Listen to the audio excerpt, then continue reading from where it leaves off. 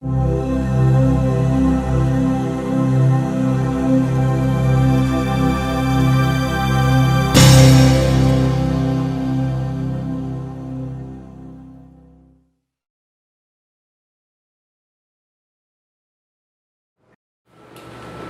이 시간에는 이제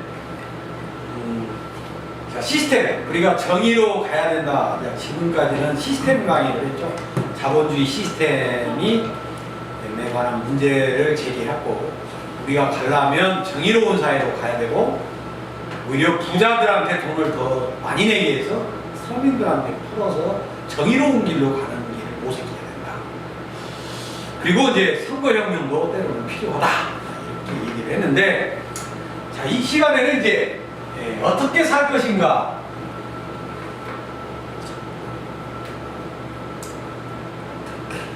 이제 개인적으로 이제 개인윤리로 들어요.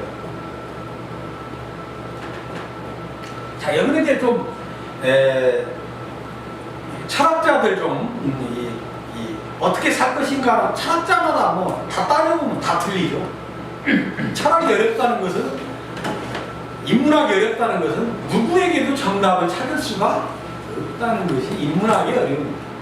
그것이 더 재밌기도 하고, 인문학은 평생에도 해답을 못 찾고 깨닫는, 그래서 공자가 오직하면 내가 아침에 돈을 깨달으면 당장 죽어도 여한이 없다 이런 말을 할 정도로 공자조차도 인생의 해결책을 찾지 못했다는 사실. 그러면 결국은 어떻게 살 것인가는 그만큼 철학자들마다 다 다르기 때문에 이 해법을 찾는 것이 참 어렵습니다. 그런데 이제 제 책에서는 편의상, 제가 아는 범위 내에서 편의상 이 4가지 파트로 크게 분류를 했습니다. 물론 여기에 빠진 것도 있고 뭐 약간씩 다른 것도 많이 있지만, 제가 볼 때 그런 걸 일일이 다 막 그 미묘한 차이까지 하는 것은 제가 볼 때 저는 학자라고 말할 수는 없고, 학자들이 주로 하는 일이고, 저는 이제 그냥 내 나름대로 정리해서 생각하는 사람, 이 정도로 생각하시면 돼요. 학자들이야 뭐 미묘한 차이, 똑같은 노자와 장자가 있는데 노자와 장자의 차이는 무엇이고, 이런 것들은 주로 학자들이 하는 일이고, 저는 그런 미묘한 차이까지는 관심이 없습니다. 그냥 노자와 장자면 뭐 비슷한 유형의 차, 그렇게 생각해서 이제 뭉뚱그려서 생각하는 그런 습성을 가진 사람입니다. 근데 일단 어떻게 살 것인가를 볼 때 이제 흔히 내가 말하는 자연주의 철학이라고 말하죠. 이 자연주의는 말 그대로 보면 자연으로 돌아가자. 루소가 그런 말을 했는데 뭐 노자도 똑같은 얘기죠. 이 자연주의는 사상적으로는 자유주의에 엄밀하게 보면 자유주의적 속성이 강한 사람들, 억압을 싫어하는 거예요. 그래서 이제 동양에서는 노자와 장자, 서양에서는 루소, 그리고 인류학자 레비스트로스 뭐 이런 사람도 철저한 자연주의인데, 그건 책에 보면 나옵니다. 루소 같은 사람, 이런 사람들이 철저하게 자연주의적 성향을 갖고, 그 다음에 이제 어떻게 살 것이냐 하니까 또 쾌락주의가 있습니다. 쾌락 중요하죠. 쾌락은 욕망에서 생긴, 욕망과 연관되어 있죠. 욕망을 만족시키면 쾌락이 따라오죠. 근데 쾌락이 달콤하니까 사람들이 자꾸 쾌락을 추구하게 되죠. 이게 쾌락주의. 이 쾌락주의는 이제 개인적이라고 이기적 쾌락주의.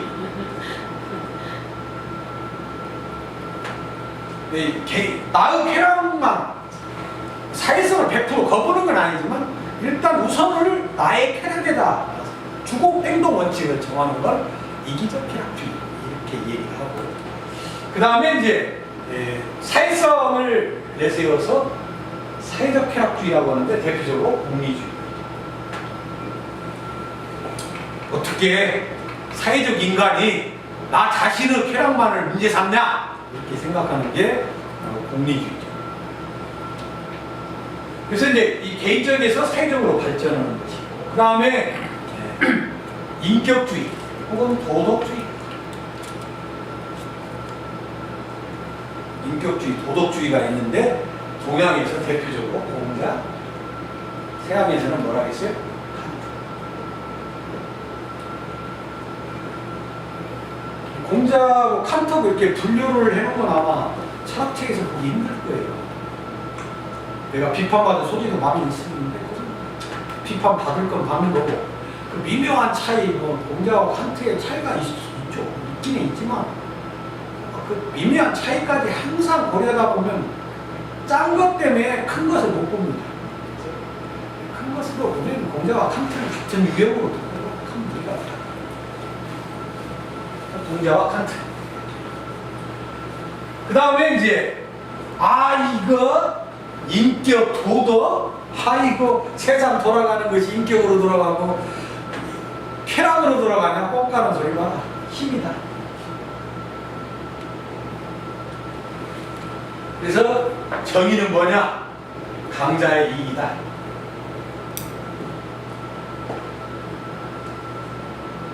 정의는 무엇의 이익? 강자의 이익. 대표적으로 이제 소피스트들이 있고 소피스트가 있고 그 다음에 니체가 있죠.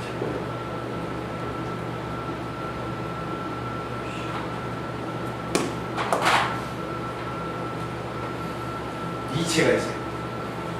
이게 니체를 사람들이 좋아하는 사람이 많다는데 실제는 니체는 깡패예요. 그 철학자 중에 깡패가 니체. 소를 내고 니체 깡패. 철학자 중에 깡패가 니체예요. 희구철학을 강조하죠. 근데 실제 현실에서는 힘이 큰막하라는 거죠. 그것도 무시한 거. 그래서 이제 우리가 그걸 이제 어떻게 이렇게 철학자마다 다 다른데 철학자마다 어떻게 살 것이냐? 뭐 금욕주의도 있어요. 근데 금욕주의는 너무 자본주의 사회로 멀어서 아예 뺐어요. 나중에 이제 쾌락주의 할 때 그러면 살짝 비판하고 넘어가면 되는 거고 그 전통적으로 금욕주의도 있고. 근데 그런 건 이제 중요한 게 아니고 이제 사람들마다 미묘한 차이는 굉장히 많이 있어요. 그러나 제 나름대로 내가 아는 상식선에서 이렇게 분류를 했습니다. 제 책에서 분류한 거예요. 자, 그러면 이 시간에는 무엇을 알아보냐? 자연주의에 대해서 논해봅시다.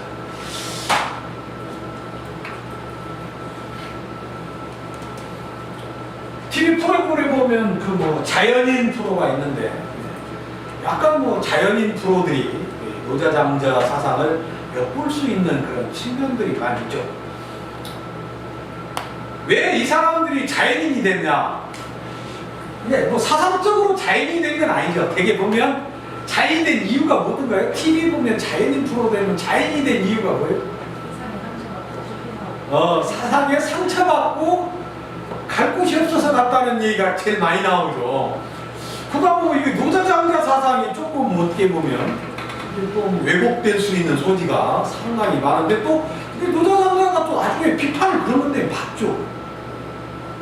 근데 우리가 이제 이 노자장자 사상이 왜 노자, 루소 이런 사람들이 자연 쪽으로 자꾸 그런 얘기를 하는가? 문명사회를 약간 비판하면서 왜 옛날 과거 회귀적인 생각을 하고 있는가? 자연인 프로도 문명을 어느 정도 거부하는 거죠.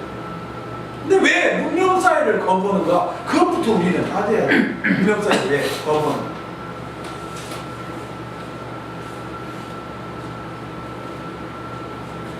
자, 문명. 이걸 생각을 해봅시다. 문명의 장점은 뭐예요? 여성들은 자연으로 가자 하면 따라갈 사람 거의 하나도 없죠? 자연인 중에 여성 한 번 내가 봤네.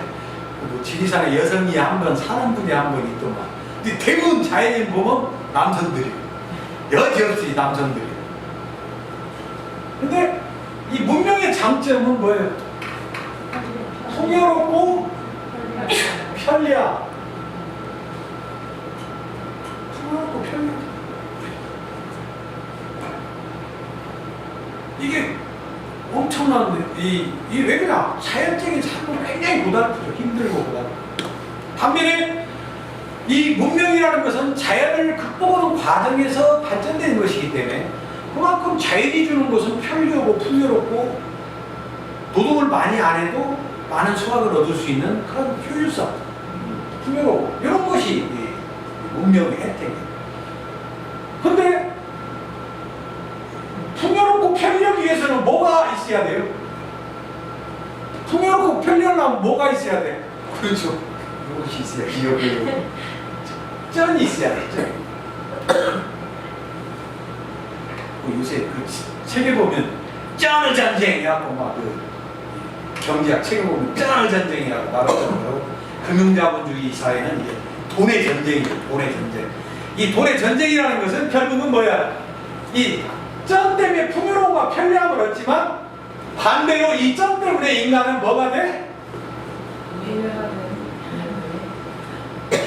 오해가 된다는 생각. 그리고 이제 이 자연주의 철학자들은 가장 인간의 내가 항상 내 철학에서 항상 경계하는 게 자본주의 경계하는 게 뭐라고 했어? 탐욕이라고 했어. 풍요로움과 편리함. 쩐을 갖고 풍요로움과 편리함을 빠르다 보면 노예적인 삶을 사는데 그 노예적인 삶은 쩐이고 쩐이 있다 보면 인간이 탐욕스러워져. 문명에 살면 사람이 나도 모르게 아이고 돈 할 수밖에 없는. 왜 옛날 사람들보다 지금 사는 사람들이 잘 살면서 돈 하냐? 그것은 우리가 탐욕스러워졌기 때문에 돈 하고 산다. 항상 힘들어. 아이고 또 여러분들이 TV나 막 홈쇼핑 이런 거 봐봐. 어마어마하게 신제품들 좋은 것들이 나오니까 한 1, 2년 되면 그냥 전부 쓸모가 없어져. 근데 우리가 거기에 빠지면 안 돼. 차들도 막 좋은 데는 또 많고 차값만 계속 올라가요. 조금 이렇게 바꿔갖고 그냥 한 몇백만 원씩 차가 팍팍 뛰어버리죠. 그것도 모르고 막 우리가 막 차 바꿀 때마다 맨날 이 차 갖고 나면 또 사려고 보면 빚만 져 있어. 근데 노자가 가장 경계하고 이 자연주의자들이 경계하는 건 우리가 흔히 말하는 숟가락 2개만 있고 밥그릇만 있으면 먹고 사는데 우리는 밥그릇 그 숟가락만 갖고는 못 살아 지금. 냉장고 속에 그냥 물 꽉 차 있는 사람들이 많단 말이야. 냉장고 한번 뒤져봐요. 좀 냉장고 뒤져갖고 없애고 다음부터는 냉장고 반절 비워. 냉장고가 창문이 문제가군요. 3개, 4개씩 가지고 그게 이제 탐욕 덩어리인 거야. 그냥 마트 가서 막 10만 원치 사는 사람. 탐욕의 노예. 그래서 이제 노자가 한 말이 뭐냐면 이 노자의 유명한 말이에요. 5가지 색은 사람의 눈을 멀게 하고 5가지의 소리는 사람의 귀를 먹게 하고 5가지의 맛은 사람의 입을 버리게 하고 승마와 수렵은 사람의 마음을 미치게 한다. 5가지 색은 사람의 눈을 멀게 하고 이 5가지라는 말은 상징적인 거예요. 우리가 문명의 혜택을 누리면 누릴수록 우리의 눈은 멀어져요. 5가지 맛을 알면 알수록 우리 입은 더더욱 까탈스러워요. 그러니까 우리 어렸을 때 맛있는 거 지금 먹으면 맛이 있어요 없어요? 지독함이 없죠. 옛날 생각하고 가서 먹어보면 야 아니죠 못 먹죠. 우리 애들은 어떻습니까? 우리 애들은 우리 먹던 거 못 먹어. 이미 더 문명의 맛에 길들여져갖고 우리 먹는 것은 우리는 맛있는데 애들은 맛없어. 벌써 우리보다 5가지 맛을 더 추가됐어 우리 애들은. 그냥 우리하고 식성이 틀려. 자 이게 문명의 풍요로움과 편리함을 얻었는데 문제는 내가 그 얘기했죠. 욕망은 또 하나의 욕망을 자극할 뿐이다. 만족은 잠시 되지만 또 새로운 욕망을 갈구해. 그래서 탐욕으로 발전하는 거예요. 그래서 이게 자기 억제, 자기 절정이가 그렇게 어려워요. 근데 자본주의는 어쩌냐? 막 눈요기를 만들어 놓죠. 막 이거 뭐 대형마트 가봐요. 막 안 사고는 못 빼게 만들죠. 그렇게 다 뭐냐? 우리가 보면 볼수록 견물생시면 막 살 것이 천지요. 탐욕스럽게 만드는 거죠. 자본주의는 인간 자체를 탐욕스럽게 만드는 거예요. 왜 그 탐욕 속에 빠져드는 순간 결국 뭐냐? 냉장고가 5개, 6개, 한두 개 갖고도 안 되니까 막 서너 개씩 있는 사람. 이건 다 그 사람이 탐욕스럽게 사는 거예요. 자신이 모르는 거죠. 내가 탐욕스러운 인간인지. 그 사람이 성품이 나쁘냐, 그건 아니야. 근데 자신도 모르게 자본주의 논리에 빠져서 내 스스로가 탐욕스럽게 변하는 거예요. 자, 이 탐욕스러워지는 순간 이제 노예처럼 사는 거예요. 노예처럼. 자, 그래서 노자가 하는 말 재밌죠. 만족할 줄 모르는 것보다 더 큰 화는 없고, 만족할 줄 모르는 것보다 더 큰 화는 없고, 필요 이상으로 얻으려는 것보다 더 큰 허물은 없다. 필요 이상으로 얻으려는 것보다 더 큰 허물은 없다. 우리가 무소유가 뭡니까? 무소유가 소유를 않는다가 아니라 필요 이상 것을 많이 갖지 마라, 그 소리. 필요 이상 것을. 근데 우리는 넘쳐나. 살 것이 그렇게도 많아. 옷도 우리 때는 많이 살 수도 없었죠. 뭐 단벌, 우리 대학 때만 다니도 그냥 교련복 바지에다가 티 하나, 이게 뭐 청바지 하나만 입어도 막 부잣집 소리 듣고 멋있는 그런 때 살았던 사람인데, 지금은 그럽니까? 대학생들도 완전 멋쟁이지.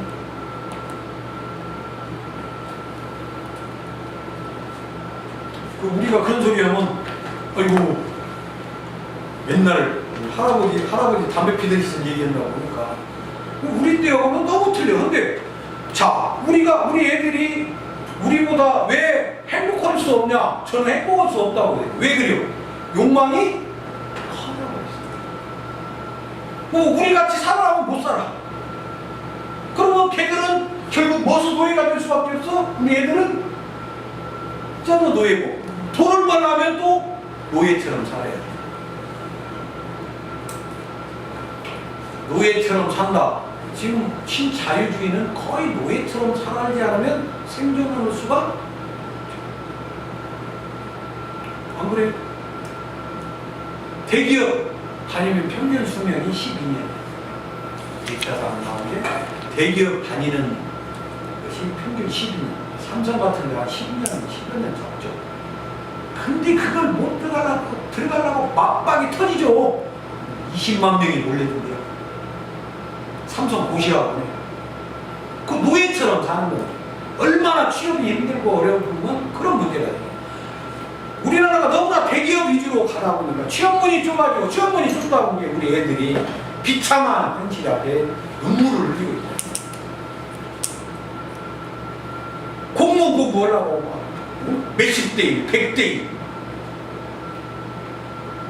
우리가 솔직히 그 꿈을 있는 사람이 구급공무원 안정직 생활은 하겠지만 그게 꿈 있는 직업입니까? 솔직히 한번 말해보세요. 그 동사무소에서 뭐 빼주는 직업이 꿈을 키우는 직업이 아니잖아요. 자기가 뭔가 하고 싶은 직업이. 근데 그걸 못 들어가 난리죠. 사람은 이 뒤에도 나오지만 죽을 때 가장 후회하는 것 중에 하나가 자기 하고 싶은 일을 하지, 자기 하고 싶은 걸 못하는 것을 가장 후회하는 것이 바로 인생살이에요. 근데 결국 뻘짓은 사람들, 이런 사람들이 죽을 때 가장 또 후회를 해요. 이게 사형수들이, 그 젊은 사형수들이 제일 이 사형수들이 죽음 앞에서 가장 엉엉운다고 해요. 자기 잘못 사는 거예요. 그것도 도덕성이 있는 사람이라 그런 거지. 가장 죽을 때 되면 가장 후회해요. 하염없는 눈물을 흘려요. 자, 근데 이렇게 이제 탐욕스럽고 노예처럼 살다 보니까 이건 사는 게 이게 쉽게 말하면 노예처럼 사는 것이, 돈이 많으니까 탐욕스러운 사람, 노예처럼 사니까, 아니 욕망을 많이 풍요롭게 사니까 행복할 것처럼 우리가 생각했지만 결국 노예가 돼서 알고 보니까 불행이죠.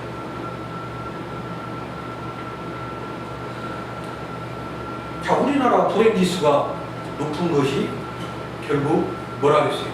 행복이라는 것이 결국 돈, 탐욕을 만족시키는 데서만 온다고 안 했죠. 인간에 대해서 인간 대 인간의 정을 느끼고 살아가죠. 서로. 그래서 전 시간에 보고 있어요. 기쁨은 둘이 나누면 2배가 되죠. 슬픔은 둘이 나누면 반이 된다. 그런 말들이 인간관계가 행복에서 얼마나 소중한가 이런 걸 많이 알려주는데 우리는 지금 요것 때문에 짠이 뭐 노예처럼 살면서 이웃 간에 친구 간에 담을 다 담벼락 치고 살아. 옛날같이 오고 가는 정이 하나도 없어. 다 멀어졌어. 왜? 이 자연주의 노자 장자가 볼 때 이거 우리가 사는 곳은 이거 아무것도 이거 뭐 언뜻 보면 겉으로 보면 화려한 집에서 궁전같이 살으니까 행복한 것처럼 보이는데 궁전을 짓고 산다고 하다 보면 문제는 뭐냐? 내가 돈의 노예가 된다는 거지. 자, 부자라고 해서 빚없는 사람이 있습니까? 지금 대한민국 아파트는 대다수가 아파트 갖고 있는 사람들은 전부 무엇을 지고 있어? 자기 집이요, 거의 은행 빚이요, 은행 것이요. 대다수가 은행 것이죠? 특히 서울에 있는 사람들은 마찬가지로 누구지? 수도권에 있는 사람. 근데 이름은 내 것이지만 실제는 그게 다 빚으로, 자본주의, 금융자본주의는 빚으로 자꾸 이 빚을 권장하죠, 빚으로. 이 구조적으로 자본주의가 아주 잘못된 거예요. 빚을 자꾸 권장해서 빚으로 살고 돈의 노예가 되고 월급 타면 10원 한 장 내 돈이 안 남으면 그냥 일주일 안에 싹 없어져갖고 또 빚내서 살아. 카드도 막 부서지죠.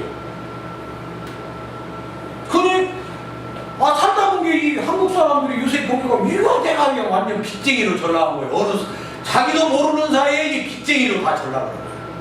그러다 본 게 이게 결국 노예처럼 살다 보니까 이 빚쟁이가 된 거예요. 빚쟁이가 된 게 그래 이게 스트레스가 엄청나. 돈 막을 때 내가 막 어디서 막아야 되나. 근데 이게 이거 내가 잘못 살았구나 깨달았을 때는 이미 뭐예요? 늦었죠. 안 되지. 복구를 힘이 안 되지.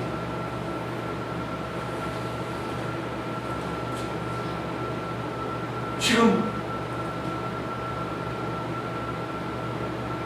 뭐 200만 가구인가? 아파트에서 이거 금융 터지고 200만 가구가 쫓겨난다. 상상해봐요.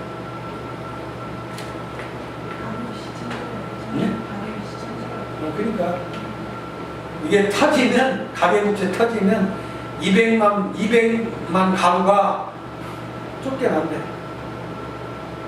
길거리로 쫓겨나면 어떻게 살아요? 건만 지금 내 이름으로 돼 있어.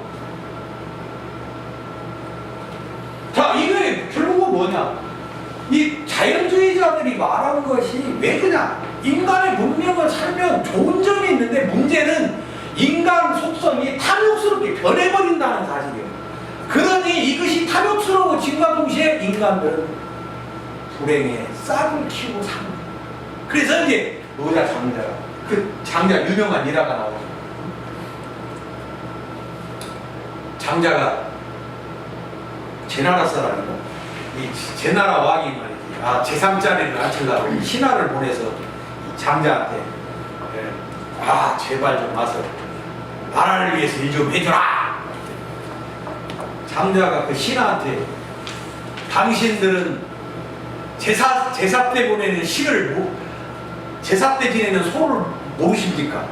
당신들은 내가 필요할 때 나를 소같이 먹어 잘 키우겠지만 내가 필요 없으면 바로 나를 잡을 것이오. 나를 더 이상 모독하지 말고 빨리 가시오. 하고 신하를 쫓아버리죠. 나는 이 더러운 도랑에서 그냥 살 것입니다. 실제 장자를 이게 정확한 노자나 장자나 실제 인물이냐 아니냐 참 이게 말이 많죠. 그건 중요한 건 아니고. 장자가 뭐 이 서류상에 남아 있는 것은 뭐 이 정원직이었다 이렇게 정원직이었다 이렇게 나오는데 하여튼 정원직이라는 건 자연 속에서 사는 그런 직업이었죠, 직업. 근데 한번 우리 생각해 보세요. 옛날에 박근혜 정부 때 그 뭐 총리 문신가 뭐 총리 할 때 그냥 이 장자하고 한번 비교를 해보세요. 내가 그 얘기를 이 책에다 써놨어요. 그때 한참 수정하고 있는데 그 국무총리 사건이 터졌어요. 그 총리 하려고 뭐 우리나라 우리 민족은 원래가 게을러갖고 일본의 식민지였기 때문에 이렇게 잘 살게 됐다. 한 사람 있었죠. 총리. 문시죠. 무슨 문신가 모르겠어.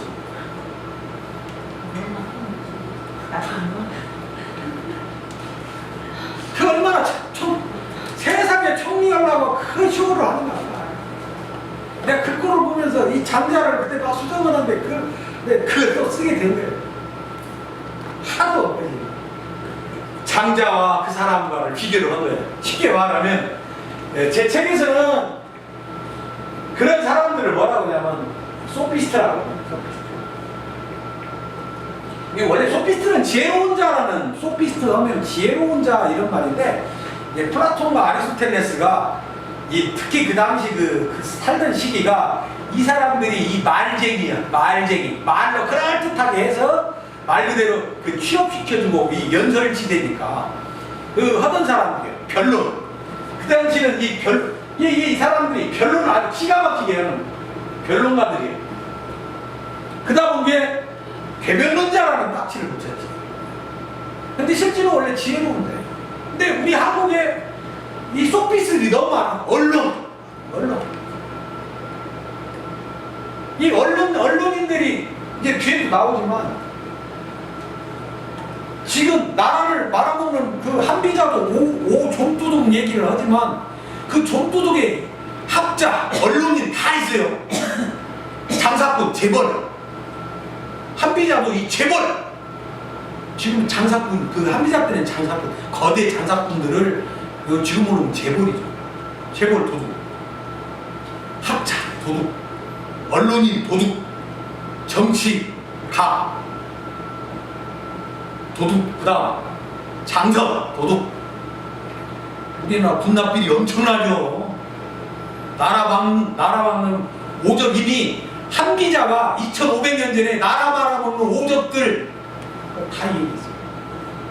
지금 우리나라 나라 막는 오적 중에 하나가 언론인, 학자, 자본주의가 이 신자유주의가 잘못됐는데 그거를 얘기하는 사람보다 갈 곳은 신자유주의밖에 없다 이런 식으로 노무현 정부 때 특히 그런 사람. 노무현 정부가 서민을 위한다고 해놓고 그 노선으로 가고 내가 2004년도에 콧김에 열을 받았어요. 왜 재벌 정책으로 다시 상향을 해요? 잘하다가 탁 돌려버리죠. 그때 국민들이 이제 등을 돌리기 시작해요. 너무 미운 털이 있어요. 왜? 지도자라는 사람은 반드시 정책, 철학이 있어요. 아무리 상황이 어려워도 지금 대한민국은 이쪽으로 가야 된다 하면 그쪽으로 갔어야 되는데 노무현 정부는 이게 탁 돌아서 김대중 정부 이후 서민을 위한다고 했던 이 세력들이 중도 보수로 돌아서면서 중도 보수가 아니라 완전 보수주의로 돌아서요. 근데 그때도 이 소피스트들이라는 이 흔히 우리가 폴립해서 프로페서 해갖고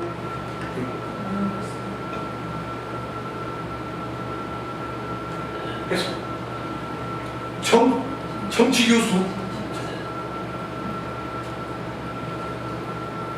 이 정치 교수들이 말 그대로 이게 지금으로 보면 그 철학에서 보면 소피스트 언론인들도 다 고등 지식을 가진 사람들이기 때문에 그러다 보니까 이게 지금 사회가 지금 우리나라가 전부 어떻게 되냐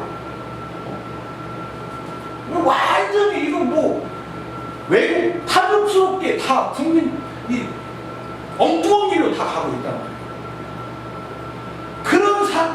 그러면서 이 권력에 빌붙어갖고 그걸 변론하고 옹호해주고 국민들 핏발게 만들고 거기에서 그 사람들의 비유를 받으면서 먹고 사는 거. 그것이 옛날에는 그래도 뭐 지식인들 중에 양식 있는 사람들이 나와서 국가가 잘못되면 뭐 큰소리도 치고 뭐 또 했는데 지금 그게 싹 사라져버리지. 시대적 양식, 시대 정신, 특히 해결이 강조했던 시대 정신, 이런 것들이 지금 사글이 없어요. 이런 사람들이 뭐냐? 시대적 양식을 다 팔아먹고 사는 사람들이.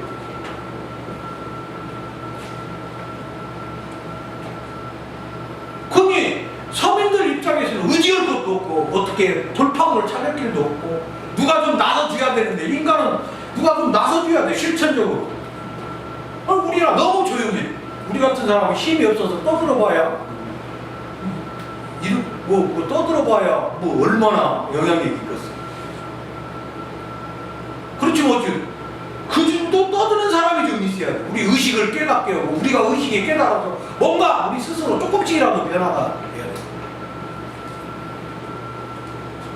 이런 사람들이 너무나 많아.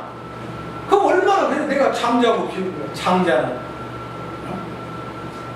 그 권력의 유혹을 받아도 탁 털어내고 자기 소신과 철학을 갖고 자기 길을 가는 거예요.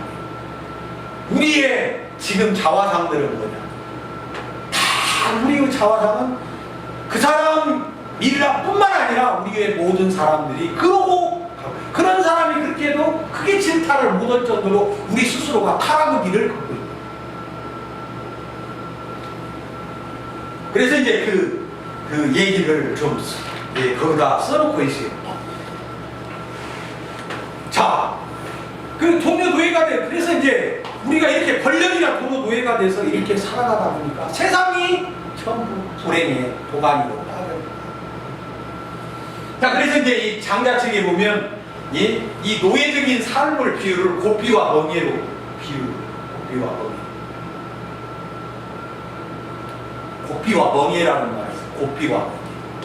우리의 삶은 고삐와 멍에를 짊어지고 살아. 문명화되다 보면 제도가 만들어지고 많은 것들이 만들어지는데 그런 것들이 전부 고삐예요.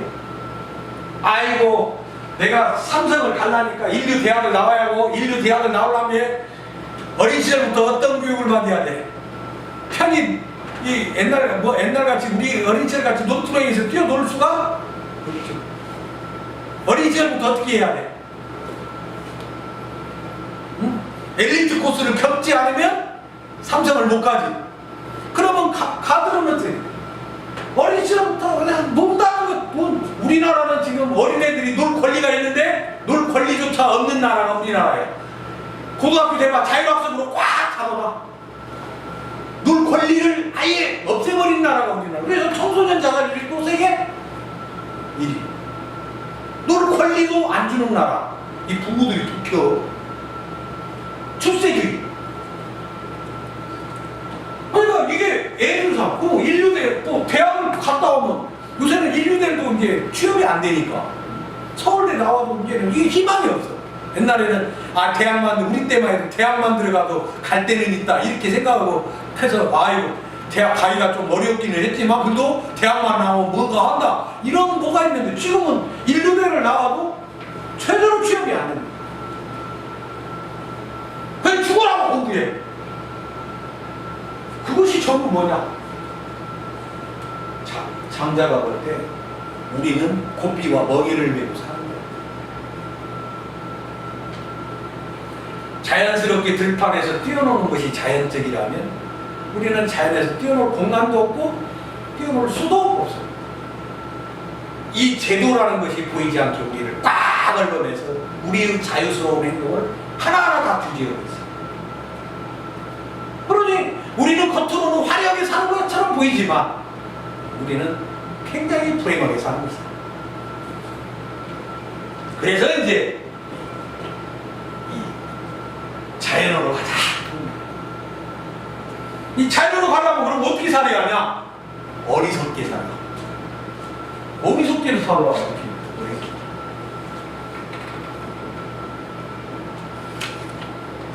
근데 어리석게 살으라고 할 때 이게 참 어려운 말이죠. 그러니까 멍청이 살아라 그런 말 아니죠. 뭐세요? 실제는 어리석게보다 어리숙하게 살아라 그 말로 아마 번역하는 게 좋지 않나. 세상 물정 모르고 순진 무고하고 어리숙하게 살아. 너희들은 막 돈이 최고다 보고 뭐가 이게 좋다 저게 좋다 막 이렇게 머리가 막 이렇게 하면 돈 번다 저렇게 하면 돈 번다 이 그런 막 흰머리 될 때까지 생각하고 사는데 그렇게 살아가야 행복을 하나도 없다. 쉽게 말하면 이 결국 어리석게 살아가는 세상 물정을 모르게 살아. 근데 세상에 살면 세상 물정을 모르고 살 수가 있나요? 도시에 살면 세상 물정 모르고 살 수 있어요? 현 물정 무시하고 살았다가 완전히 이건 뭐 그지대 갖고 어떻게 생존권 자체가 성립이 안 되죠. 그러니까 이 사람들의 철학은 당연히 문명을 떠나서 자급자족 생활을 형태를 띌 수밖에 없는 거예요. 그러니까 자연과 친숙하게 사는 거고 문명과는 거리를 줘. 그러니까 자연인적인 삶과 같아요. 근데 이 사람들은 그게 좋아서 가는 거고 자연인들은 프로는 되게 이제 딱 이렇게 가는 거 약간 주객이 전도된 그런 것이지만 일단 자연인 프로를 놓고 보면 아 그 사람들이 그 사람들 말이 그런 거죠. 저도 이제 대학원 때 지금은 그 자연휴양림으로 바뀌어 있지만 지난해 그 주천 갈거리 그거 보면 자연휴양림에서 내가 대학원 때 중턱에 산에 있어서 한 3개월인가 거기서 살았어요. 그때는 책을 안 보고 글 쓰는 연습만 했어요. 그리고 학점도 듣게 나서 하여튼 대학원 1학년 때는 내가 학점 중에 최악의 학점이에요. 그때는 책을 보기보다 스스로 책을 써보고 생각을 해보고 그런 생각이 좀 또 대학원 체계가 또 그래서 따라갈 수밖에 없었지만 그게 어찌 보면 이제 분석 철학을 내가 잘못 잡아서 그런 문제도 있었는데 하여튼 그 산생활을 해보니까 좋은 점은 뭐냐면 세상 근심이 없다는 거예요. 그때 막 전두환 때문에 나라가 엄청 시끄러울 때 대학은 학교가 제대로 돌아갈 때가 아니고 맨 데모 일어나고 어수선한 분위기 속에 근데 그런 시끄러움이 아무것도 없이 우리가 때로는 추우면 가서 더덕도 캐먹고 때로는 열매 따러 가서 열매 따먹고 뭐 반찬 해봐야 묵김치나 된장찌개만 해먹고 이제 일주일에 한 번씩 내려와서 좀 먹고 올라가고 그런 생활 해봤는데 그 자연인적인 삶은 나는 이해를 못했다. 3개월 동안 살아보니까 혼자도 있었고 혼자 있어보니까 너무 무섭더라고요. 산 중에 깊은 산 중에 혼자 있는다는 건 정말 처음에는 너무나 무섭더라고요. 칠흑같이 저도 아무것도 안 보이기 때문에 산 중에 칠흑은 보이질 않아요. 아무것도. 그냥 의식이죠. 그런 생활을 해봤는데 그게 좋은 건 뭐냐면 세상은 시끄러도 거기는 조용하다는 거예요. 자급자족만 있으면 세상 걱정을 안 해요. 근데 문제는 도시에 살면 어떤 문제가 생겨요? 내가 도시에 살면 무슨 문제가 생긴다 했어? 도시에 살면 탐욕도 탐욕이지만 허영심이 생겨. 너한테 보이려고 보이기 위해서 차도 왜 바꿔? 아이씨 내가 아는 애가 말이야 그랜저다 내가 이 똥차 타고 다니겠어? 에이 한국 사람들이 허영심이 꽉 들어갖고 명품 왕국이죠. 우리나라 경제 규모가 세계 10위인가 10위권인데 명품의 세계 시장은 5위. 우리나라 그 정도로 명품을 좋아해요. 이 명품을 좋아하고 대자 좋아해요. 대자. 우리나라가 대자를 좋아하는 민족이에요. 대자. 이 대자하고 명품 좋아하는 건 뭐라고요? 허영심.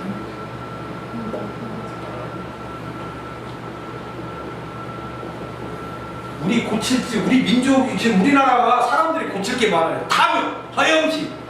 그게 나라에 있어요. 이것을 또 조장해 왔어, 사회가. 키워왔어. 돈을 빌려주면서 키워왔어. 자동차도 자기 순수한 돈으로 사는 사람 봤어요? 다 할부죠. 미리 땡겨 쓰는 거예요. 그러니까 나중에 되면 노예가 될 수밖에 없는 거예요. 그 돈을 갚아야 되니까. 끌려다녀. 내가 하기 싫은 걸 할 수가 없어. 돈을 갚아야 되니까. 이게 현실. 그러니까 이게 이 도심에 모여 살면 이게 문제가 이제 이 허영심까지 생겨서 곁들여져 갖고 이게 이제 문제가 심각해. 그러다 보니까 많은 걸 갖고 있어도 항상 뭐 이게 만족이 안 되고 허영심과 탐욕이 커져서 더 큰 거 찾고 하나 만족하면 24평만 살아도 좋겠다 했더니 30평만 남아도 좋겠다. 30평 들어봐 40평 가동하면 60평 내 아내는 100평 살다가 두 부부가 100평 살라고 게 미치겠대요. 팔라고 내놨는데 안 나가. 죽어도 안 나가. 나갈 리가 없지. 60평도 요새 안 나가. 50평 넘으면 안 나가. 그게 뭐냐면 평소 커진 것들이 자꾸 이게 뭐냐면 허영심과 탐욕으로 키우는 거야. 그래갖고 빚만 잘 뜯어갖고 이제 노예처럼 끌려다니는 삶이죠. 그래서 그렇게 약삭 바르고 세상 물정에 발려서만 살라고 말고 좀 어리숙하게 살으라. 아무나 약삭 바르게 세상에 대해서 좀 무시, 세상에 대해서 세상 물정에 대해서 좀 모르고 또 한 번 더 나가서 장자는 뭐라고 그래? 쓸모없는 인간이 되라. 쓸모 있는 인간이 아니라 쓸모없는 인간이 되라. 쓸모가 없으면 일거리도 없고 이거 참 깜깜한 얘기죠. 그러니까 지금 이 두 가지 면을 다 봐야 돼요. 이게 노자 장자를 보면서 이게 이쪽 지금 노자 장자 쪽은 이쪽을 크게 보고 있는 거예요. 지금 이쪽을 크게 보고. 운명의 부정적인 면을 크게 보는 거야. 그러니까 사상을 볼 때 항상 두 가지 면을 보고 긍정과 부정의 요소를 보고 내 나름대로 정리해 가야 나중에 이것이 철학에 대한 어떤 지으기를 찾을 수가 있어요. 그냥 노자가 말했은 게 다 옳다 이게 뭐. 참, 이 장자가 무슨 쓸모없는 인간이 되라. 이거 현실하고는 너무나. 그러니까 이제 전에도 내가 얘기했지만, 이거 너무 현실과도 너무 맞지도 않는 철학, 이거 허무맹랑한 철학 아니냐? 이렇게 얘기해. 근데 이제 한 번 또 이게 그 실질적인 면에서 이항이가 대원군이 됐던 흥성대원군이 될 수 있었던 것은 현명하게 살아서 그래요. 그 당시 쓸모없게 보여서 대원군이 됐어요. 쓸모없게 보이죠. 대원군이 똑똑한 채 쓰면 세고가들이 절대 대원군을 이항을 흥성대원군으로 안 앉혔죠. 저 새끼 상갓집 개구나. 상갓집 가서 술 먹고 막 완전히 엉뚱한 짓을 하니까 또라이 짓, 이렇게 말하면 또라이 짓을 해버리니까 저놈을 앉혀놓으면 내가 마음대로 하겠다 앉혀놨는데 그게 완전히 거꾸로 가죠. 겉으로 어리숙해 멍청한다. 그것은 뭐냐면 이 노자 장자 철학의 한 면은 항상 새가 불리하고 내가 안 좋고 아까 뭐라 했어요? 세상에 적응하지 못한 사람이 자연으로 온다고 했죠. 세상이 힘들고 어려우면 때로는 자연시합적으로 살 필요가 있다는 것은 또 없는 거예요. 그냥 무조건 쓸데가 없는 게 아니라 자, 쓸모없는 인간이 왜 되냐? 자, 또 이런 것들은 어디서 보냐면 실제 인간관계에서도 똑똑한 채 하는 사람이 잘 됩니까? 좀 멍청한 듯 해야 잘 됩니까? 윗사람이 어떤 놈을 자기 밑으로 끌어들여요. 내가 다음에 쓰는 2권의 인간관계 책 보면 거기에 그게 내놓는데 이 상관들이 윗사람들이 절대 똑똑한 사람은 안 해. 왜? 내가 다쳐. 똑똑한 놈을 내 밑으로 끌어놓으면 내가 다쳐. 삼국지에서도 조조가 양수를, 그 똑똑한 양수를 왜 죽입니까? 그 유명한 계륵 사건이지. 닭뼈다구를 먹을 수도 없고 안 먹을 수도 없는데 그것을 해독한 양수를 왜 죽여? 저놈을 내 밑에 놔둔 게 내 속을 다 읽어내기 겁이 벌떡 나서 양수를 죽인다. 정사에서는 그런 사건이 없다고 얘기는 나오는데 삼국지에서 예를 들면 똑똑한 양수를 조조가 죽여. 그걸 갖고도 이제 얘기를 하는데 쉽게 말하면 밑에 사람이 똑똑하면 윗사람은 굉장히 부담스러워요. 그래서 절대 똑똑한 채 하지 마라. 처세술 해는 거야. 그게 이제 노자가 항상 강조하는 겸손, 이거 패하는 거죠. 이제 그런 걸 떠나서 쓸모없는 인간이 되라는 건 세상에 쓸모가 있으면 결국 노예처럼 어떻게 살아? 노예처럼. 쓸모가 없으니까 그 장대에 두 가지 비유가 나죠. 사람 비유, 지리소라고 하는 사람 비유. 뭐 눈이 배꼽에 있고 뭐 그냥 아주 잘못된 기형아, 아주 그 장자체가 우화로 다 돼 있기 때문에 현실하고 그냥 황당한 게 너무 안 맞죠.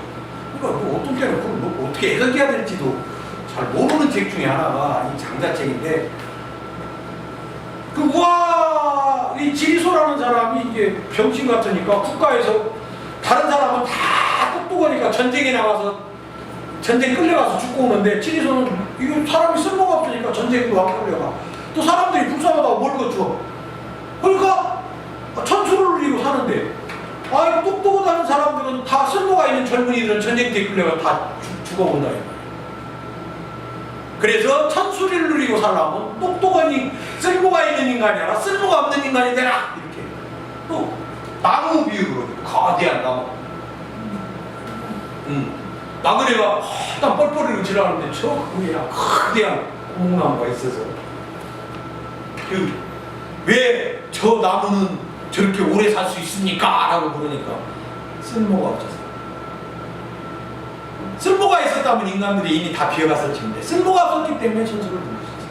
이런 비유들이 나오는데 자, 노자 장자 철학은 잘났다고 능력 발휘하고 사회에서 뭔가 많은 걸 얻으려고 노력하는 그것은 과열돼서 실제는 인간이 행복할 것 같지만 한 발 물러서서 문명의 즐거움을 즐기기에 앞서서 그것에 노예가 되지 않기 위해서는 좀 문명과 거리를 두고 살아. 너무 똑똑한 채 하지 말고 멀리서 거리를 두고 살아. 이게 자연주의 철학의 가장 기본적인 거. 근데 문제점은 뭡니까? 문제점은 아까도 말한 것처럼 문명과 거리를 두니까 이게 현실적으로 어려운 거죠. 현실적으로.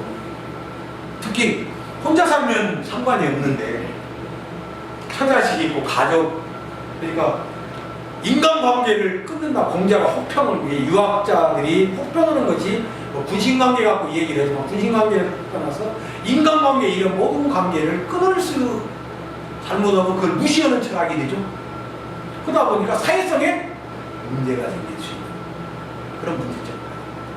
그래서 이 노자나 이런 사람들이 노자 철학이나 이런 게 겸손하라, 항상 잘난 체하지 말고 쓸모없는 인간이 되고 겸손하라, 이러한 철학적 내용을 많은 내용을 갖고 있고 또 인간의 생활에서 꼭 한 단면으로서 필요한 우리의 마음자들을 주기는 하나 현실성이 떨어지는 문제점입니다.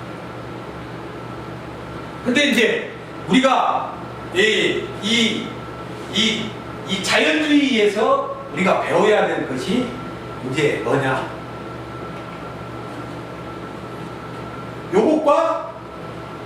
요것을 좀 버려야 된다 이 말이야. 너무 이것 때문에 과열되고 모든 사람들이 피곤하고 피 터지는 경제하고 나만 잘 살면 되고 이러다 보니까 세상 사회가 너무 힘들어. 이것을 없애자. 그래서 이제 우리가 나오는 법정의 무소유 혹은 미니멀리즘,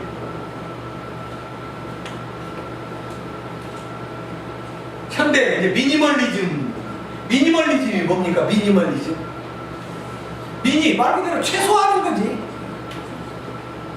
최소화하는 거. 우리는 뭘 그렇게 많은 걸 가지려고. 먹는 것도 왜 필요한 만큼만 적당히 사오면 되지. 한 번에 가서 몽창 싸다고. 실제 우리 이마트에 이 많은 사람들이 돈을 많이 받쳤는데 이마트가 다람 구입 오면 좀 싸게 했죠. 근데 다람 구입 오면 그게 다 과소비죠. 싼 게 아니에요. 실제는 과소비야. 과소비. 냉장고에 많이 싸놓으면 싸놓을수록 그건 과소비야. 뭐 자본주의 논리에 끌려가는 거예요. 냉장고가 없던 시대에 우리는 필요한 만큼만 가질 수밖에 없었는데 지금은 냉장고가 이런 것이 있기 때문에 또 집이 크다 보니까 막 놀 곳이 많아. 그래야 막 옷도 한 보따리씩 갖고 있어. 자, 법정에 그 무소유 중에 제가 이거 따놓은 거 하도 우리나라 책 중에 우리나라 책 중에 법정 스님 이 무소유는 내가 조금 인용을 가끔 하는 책 중에 하나예요.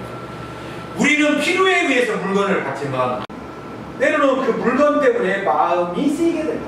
이 자연주의가 그런 거. 이게 그 재밌는 것이 그 난이었죠. 법정 스님의 난. 이거 난을 이게 키우다 보면 이 난에 신경이 쓰인 거예요. 뭐 난이 그때 엄청 비쌌죠. 옛날에 뭐 1억짜리 난도 있다. 이런 거 난이 있으니까 이게 난에 왜 법정 스님 줘버렸어. 신경 쓰기 있어. 없던 게 이렇게 마음이 편한데 그런 거고 나를 모셔야 돼. 내 사람이 나를 모셔야 돼. 그 난 얘기로 이제 이게 그 물건으로 인해 마음이 쓰이게 돼. 내가 집이 좋고 가진 것이 하찮은 것은 그냥 신경 안 쓰고 누가 가져갔든 만든 신경 안 쓰는데 뭐냐? 내가 소중한 걸 가진 만큼 차도 외제차 모르면 누가 조금이라도 흠집내면 어떻게 돼요? 문제가 커지죠. 예제차는 매랑 부속 하나가 몇십만 원이면 그냥 그것도 고치는 싹도 막 2배 이상 그냥 조금만 몰라도 몇백만 원 가. 되었죠? 그런 걸 가지면 좋은 것 같은데 그것 때문에 어떻게 됐어요? 마음이 쓰이나. 똥차 몰고 다니면 마음 쓰여 안 쓰여? 저 마음 쓰여 안 쓰여? 똥차라서 그건 이것이 어느 일이야. 내가 그 사람 이름이 있는데 누군가를 모르겠네. 볼테르인가. 하여튼 그 사람들이 모여 살면 저렇게 되는 거예요. 모여 살지 않으면 그럴 일이 없다는 거야. 그러니까 그런 면에서는 약간 노자 상태. 노자가 그래서 옆 동네 개 짖는 소리가 들려서는 안 된다라고 단서를 한 이유가 같이 모여 살면 비교하게 되고 허영심이 싹 트고 그러면서 탐욕과 허영심이 싹 터서 이게 사람들끼리 야박해지고 서로 죽이고 이게 이 도시화되는 것이 실제는 인간의 마음을 굉장히 탁하게 해요. 탁하게. 농촌 사람은 탁하게. 요새는 농촌도 거의 도시화돼서 되게 탁해졌지만 그래도 좀 여백이 있지. 자, 또 뭐라? 따라서 무언가를 갖는다는 것은 다른 한편으로 무언가에 얽매이는 것. 그러므로 많이 갖고 있다는 것은 그만큼 많이 얽매여 있다는 것이다. 그만큼 많이 가. 그게 이제 옛말에 속담에 뭐예요? 천석구는 천가지거든, 만석구는 만가지거든. 대통령은 날씨 때문에도 고민하지, 우리는 날씨 때문에 고민하죠. 날씨, 비가 안 와서 농민들, 우리는 걱정 안 죠. 하긴 해도 박근혜 나네요.